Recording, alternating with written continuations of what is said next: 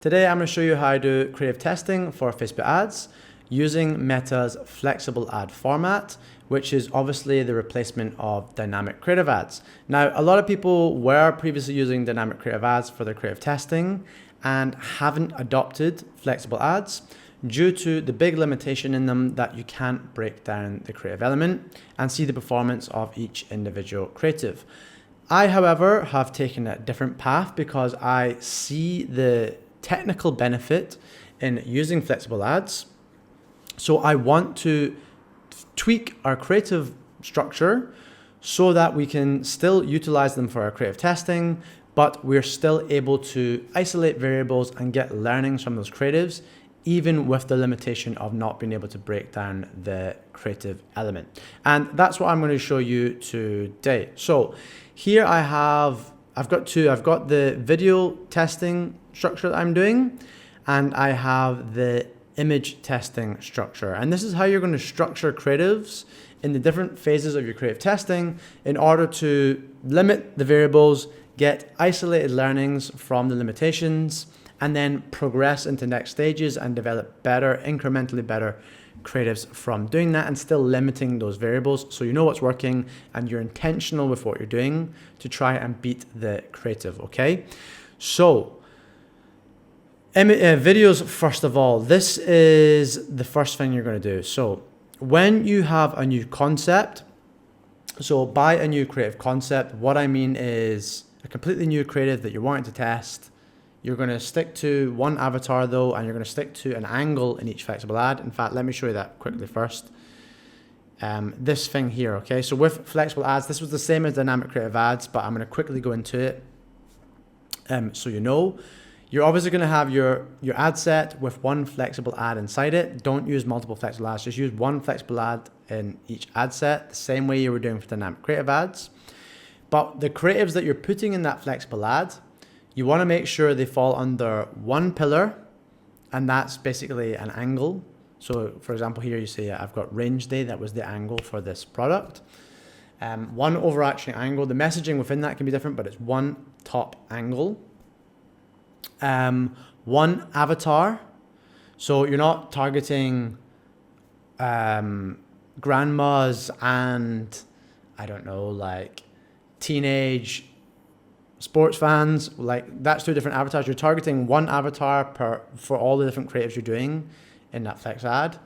And you're using a minimum of 3 different creatives and a maximum of 10 creatives. Obviously that's the capacity of a flex ad.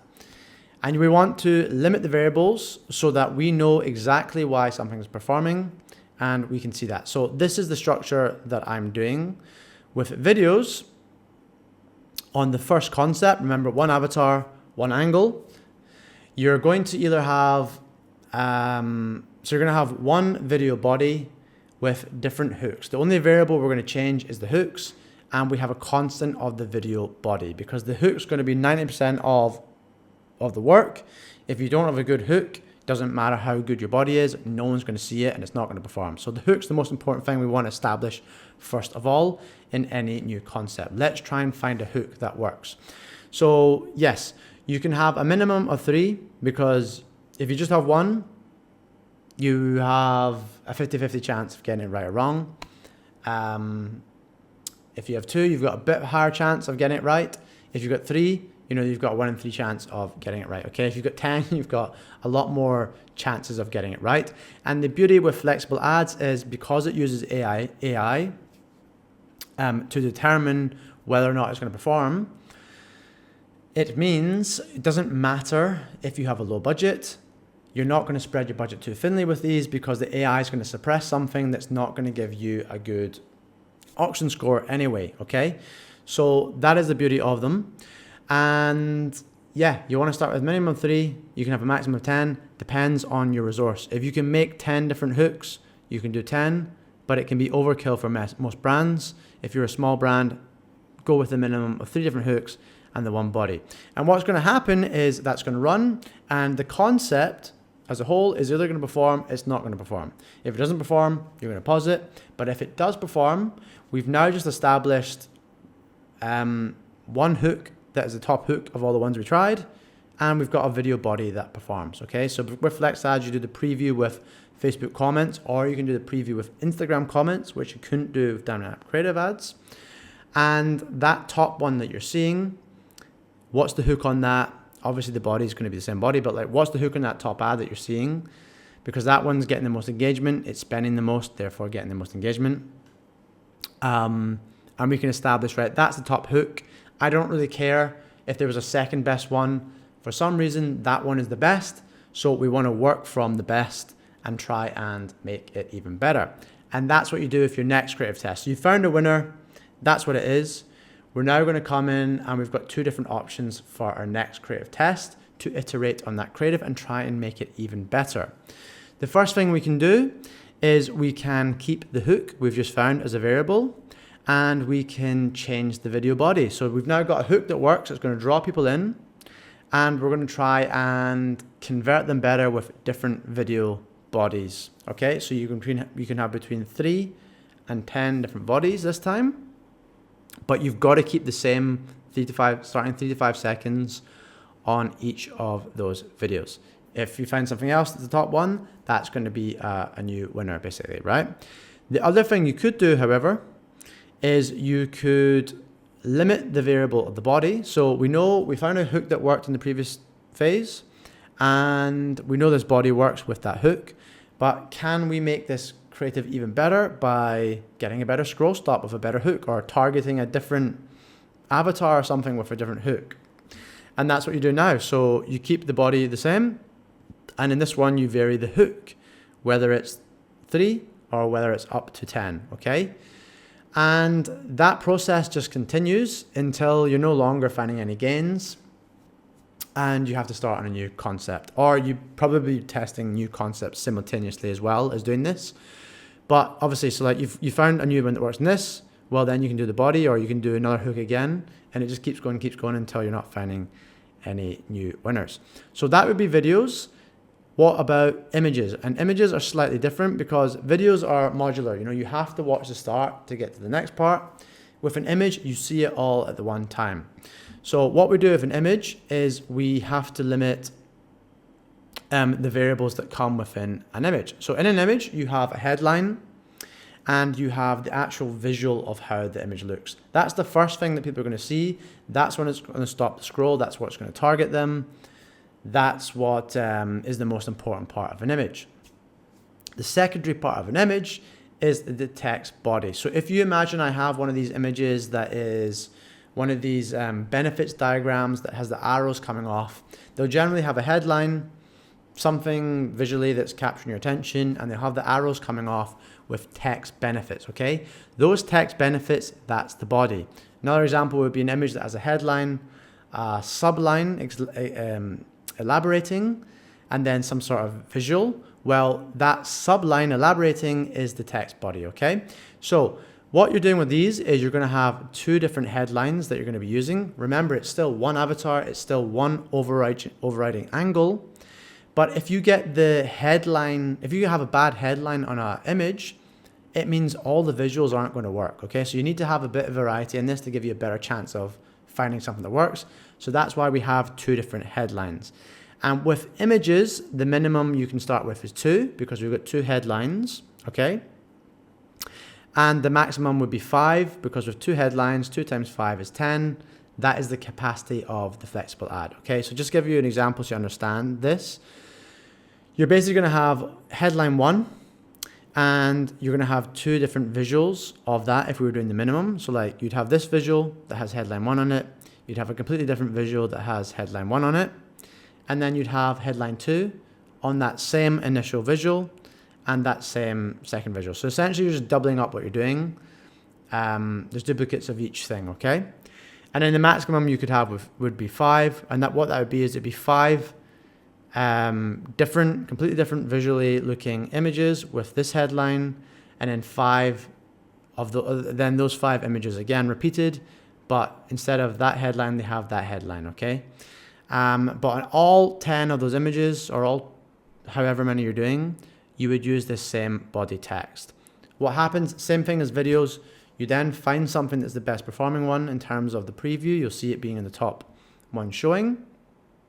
And you then want to iterate on that, okay? So how do you iterate with images? You've got slightly more options. You've got 3 different things you can do. So the first thing you could do is you could take that top headline you've got. So whatever was the winning image, it has a headline, it has a visual, and it has the body text. Well, we're going to keep the headline the same because we know it's proven. And the body text is going to keep the same as well because we only had one constant there. So we know that's proven. But this time we're going to change the visual, and you can have a minimum of 2. I'd probably say a minimum of 3 actually in this situation because there's only one headline. But anyway, you can have a minimum of 3, a maximum of 10. And these can be large variations or they can be small variations. Small variation, you could simply just change the color but have the design exactly the same. Small variation, again, maybe you add like one additional icon, like a trust logo or your 5-star logo. I saw that. I've seen that in clients before working. Like they just simply add their 5 stars and the rating they have, and that improves the creative performance. Or you can have a big variation where you completely change the visual, how it's arranged, how it looks, but you keep the headline the same and you keep the body text elements the same of what you're actually saying on the creative. So that would be one way. Another way is you keep the visual as the constant. Again, you have the top body text, the constant from the previous phase. And this time we're changing headlines. Can we target different avatars? Can we target different ailments? Can we say things in a different way? Can we use statistics? Whatever. We can try different headlines to see if we can improve or expand our reach of the previous creative. And again, minimum of probably 3, maximum of 10. And then there's one final thing we can do with images, and that is we found a headline that works in the previous section. We found a visual that works, but we've not actually explored different body text. So why don't we try and see if we can get more reach by changing the body text? So maybe someone cares about it being made in USA, and that was one of your USPs in the body text. But someone else doesn't really care. They just care that you have a lifetime warranty, for example. They don't care where it's made. They more care about their money. Well, if you put lifetime warranty, maybe that's going to tap into that person and convince them to buy over another brand who maybe doesn't make it in the USA but doesn't have a lifetime warranty. Or maybe it makes it in the USA but it doesn't have a lifetime warranty. That's going to get you the win over that brand. Okay, so yeah, that's basically what you do with images. I'm just going to zoom out here so you can take a screenshot of this because I'm not going to send you this if you ask me, so don't DM me about it.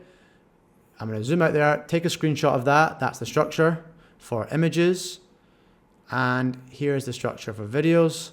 Take a screenshot of that and go ahead and put it into practice.